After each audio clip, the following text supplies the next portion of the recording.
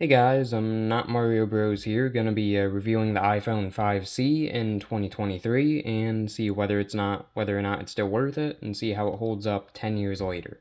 So let's get into it. First off, we have the display. That's the first thing you're gonna notice.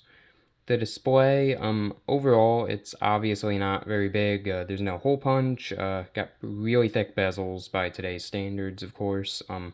But it's a 10-year-old phone. It's 60 hertz LCD. Pretty color accurate for the most part. Considering it's a decade old, get Apple's Retina technology. It's 60 hertz. Decent enough viewing angles are not too bad. So the display is probably about what you would expect on this phone. Not great anymore, but it's not terrible. The colors do look a little bit washed out in the video here, so that's one thing to keep in mind. But next thing you're going to notice is the inclusion of a physical home button. Not the pressure plate that the iPhone 7 that I reviewed in the last video has. This has a physical home button that you can actually press. There's there's also the inclusion of a plastic design, which is kind of unique. If I remember correctly, it's unique to the 5C specifically. So this is the only plastic iPhone you can buy. Not that I would recommend buying this anymore because I'll get into why in a minute. But yeah, overall it has a plastic design and it actually even came in a plastic box, which that's the only iPhone to ever come in a plastic box. So overall, pretty unique iPhone. It cost $500 at launch for the 8 GB model. I have the 16 GB variant here. So yeah, that pretty much covers it in terms of design. Cameras, you have a selfie camera on the front, single shooter, and then on the back you have a single 8 megapixel rear camera. No OIS or anything like that. Pretty much by today's standards, bare bones, minimal features. Now if I go into photos, and here we go. So photos I took on the 5C. This is a first one. It's pretty reasonable. I mean, considering that this phone came out 10 years ago, this isn't really too bad. Um, got that one. Yeah, so for what this is, considering how old it is, it's like a decade old. I mean, most people upgrade their phone, like the majority of people upgrade their phone every 3 to 4 years, I would say. I personally upgrade every 2 years, so I kind of doubt anybody's going to be holding on to this unless they're a collector like I am. They're probably not going to have the iPhone 5C 10 years later.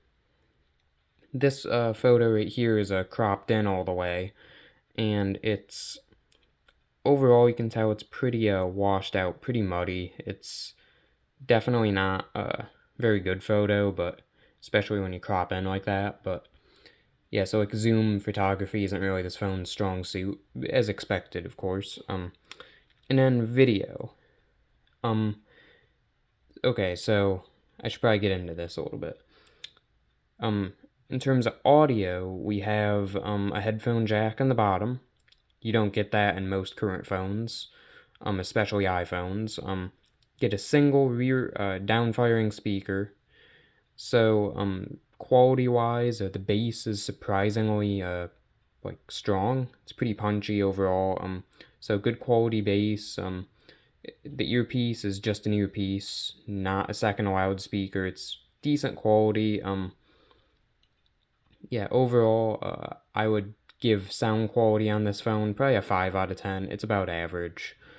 In terms of microphone quality, it's not really that great. I mean, the iPhone 7 wasn't really amazing anymore in terms of microphone quality, so the 5C isn't really that good either.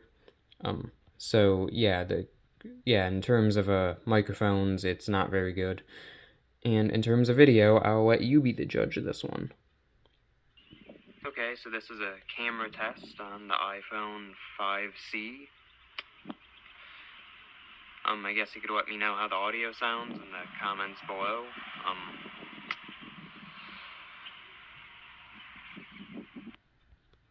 Okay, so obviously not anything amazing. I mean, there's no OIS or optical image stabilization.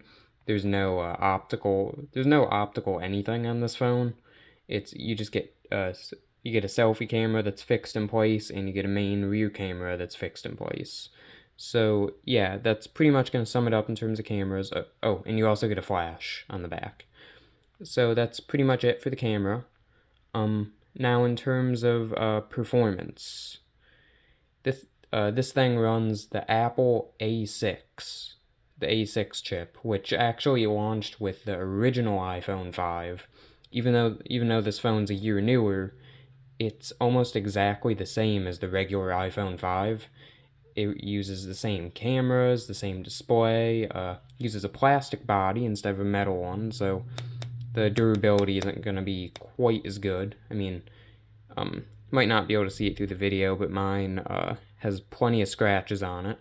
When a regular iPhone 5, you probably aren't going to have any of those problems with durability. Um, yeah, so the iPhone 5C, it's essentially the regular iPhone 5. It was just $100 cheaper than the 5S at launch, and it started at $500 for the 8 GB model. And yeah, that's pretty much pretty much it. The CPU frequency 1.3 gigahertz dual core for any enthusiasts out there.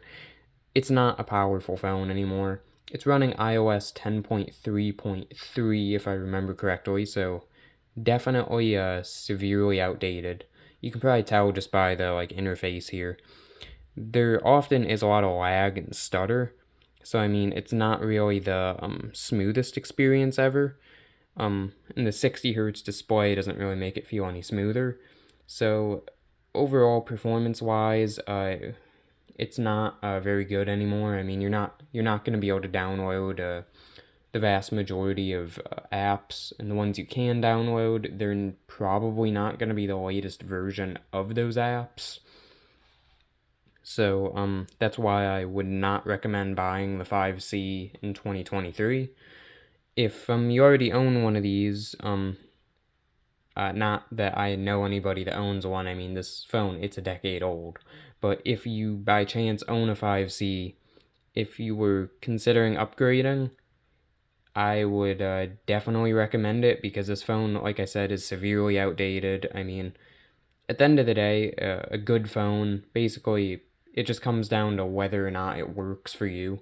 If it's a good phone, like if you, for example, are still using the 5C, if it works for you, then you don't necessarily have to upgrade. But for anyone out there that is using it, that if you're having any problems with it at all, yeah, you should absolutely think about upgrading because this is a very old phone, and overall, it's I don't even think you're able to activate it anymore in the U.S. So that's pretty much going to cover it up in terms of performance. And yeah, that's just about it. If you have any questions or comments, you can leave them down below. And yeah, I guess I will catch you in the next video.